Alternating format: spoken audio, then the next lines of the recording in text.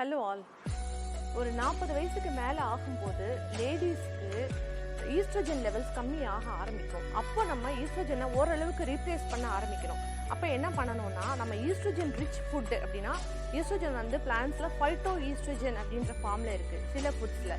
அந்த மாதிரி ஃபுட்டை நம்ம சூஸ் பண்ணி சாப்பிட்டோன்னா மினிமம் குவான்டிட்டியில் இருந்தாலும் ஓரளவுக்கு வந்து அந்த ஈஸ்ட்ரோஜனை ரீப்ளேஸ் பண்ணக்கூடிய ஃபுட்ஸாக தான் இருக்கும்.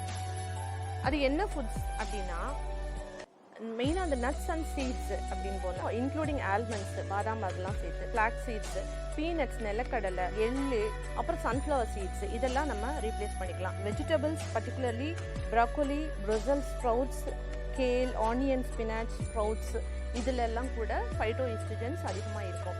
ஸோ இந்த ஃபுட்டெல்லாம் நீங்கள் எடுத்துக்கிட்டிங்கன்னா ஓரளவுக்கு ஈஸ்ட்ரோஜன் ரீப்ளேஸ் பண்ணி கொடுக்கும்.